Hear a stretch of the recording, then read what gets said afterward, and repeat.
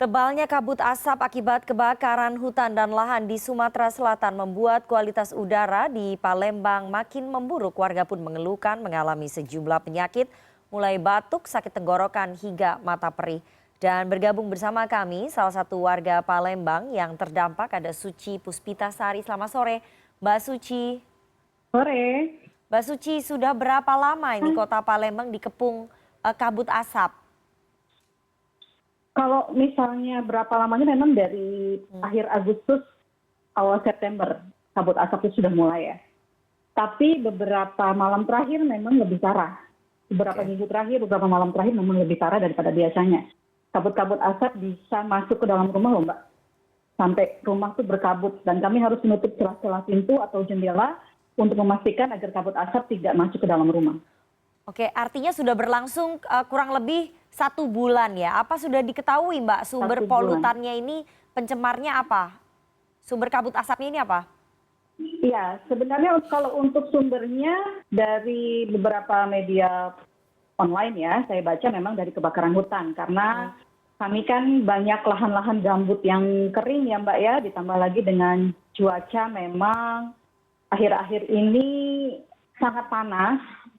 Sehingga mungkin lahan gambutnya juga jadinya kering, ditambah lagi intensitas hujan bisa dikatakan tidak ada, minim.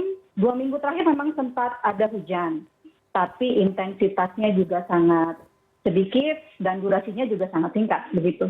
Oke, Mbak Suci, apakah ini baru pertama kali terjadi di Palembang atau memang sebelum-sebelumnya sudah pernah terjadi seperti ini Mbak?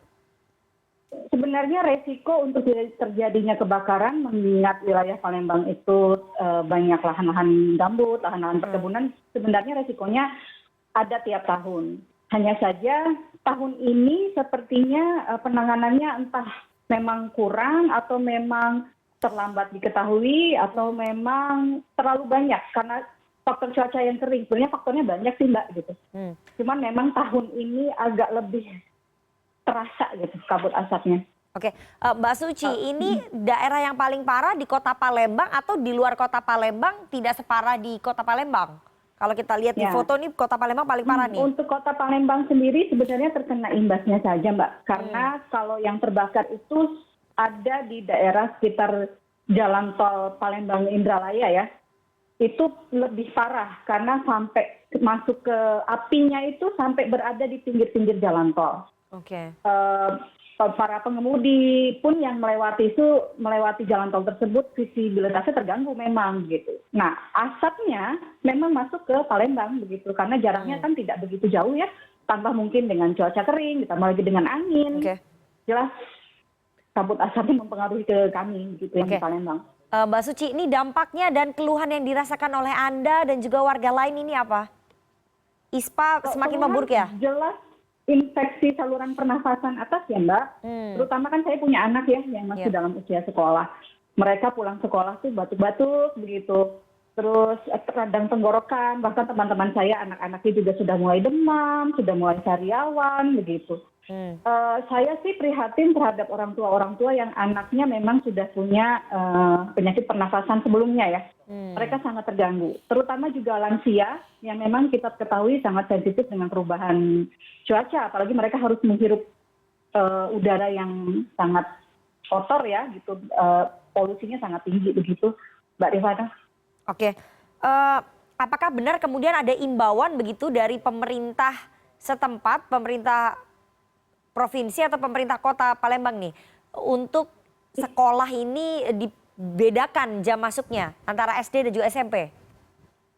Ya, saya memang baru mendapatkan informasi tadi sore sesuai dengan yang dijanjikan oleh PJ Wali Kota kemarin ya, kalau tidak salah di sini juga kan, NN.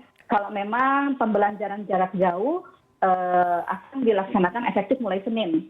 Saya juga baru dapat dari grup chat sekolah anak-anak kalau memang tadinya kan dimundurkan jam pembelajarannya jadi jam 9. Tapi sekarang benar-benar totally online di rumah. Jadi pembelajarannya jarak jauh. Dan secara teknisnya kan memang kami belum dapat ya, orang tua belum dapat secara teknisnya bagaimana. Mungkin akan disertakan setelah adanya surat edaran tersebut. Tapi sudah kami dapatkan informasinya, Mbak. Oke, Mbak Suci, imbauan WFH ini bagaimana, Mbak? Nah, untuk WFH kami belum dapat informasi malah, Mbak. Untuk WFH ya, karena mungkin fokus dari pemerintah kota saat ini terhadap kelompok sensitif, yaitu anak-anak dan lansia begitu. Jadi kami, terutama orang tua ini hanya bisa support dari menjaga kesehatan, gitu, menghindari keluar ruangan. Ya.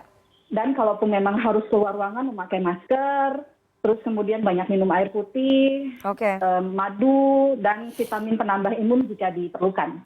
Mbak Suci, terakhir, apa yang sudah dilakukan oleh pemerintah kota dan juga pemerintah Provinsi Sumatera Selatan ini untuk menangani kabut asap dan juga polusi udara yang cukup berbahaya di sana? Ada langkah yang efektif yang diambil?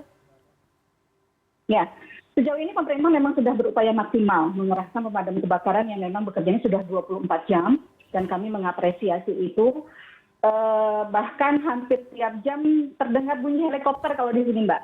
Jadi helikopter tersebut membawa kantung-kantung air untuk kemudian dijatuhkan ke titik api. Tentang efektif atau tidaknya memang banyak faktor, Mbak. Terutama memang kendala cuaca ya. Karena kan selain memang banyak kebakaran, cuaca juga panas, hujan memang belum turun. Begitu, kalau hujan turun kan memang lahan-lahannya diharapkan sih lahannya bisa agak lebih lembut, lebih basah ya, gitu. Menghindari titik api muncul lagi. Baik, terima kasih Mbak Suci Puspitasari, warga Palembang, Sumatera Selatan yang sudah berbagi cerita ya, berbagi informasi tentang kondisi di sana, kondisi kualitas udara yang cukup buruk di Palembang, Sumatera Selatan. Semoga segera teratasi begitu ya, dan pemerintah setempat bisa mengambil solusi yang mungkin lebih cepat lagi karena sekali lagi membahayakan seluruh warga. Terima kasih Mbak Suci Puspitasari. Kondisinya semoga cepat pulih.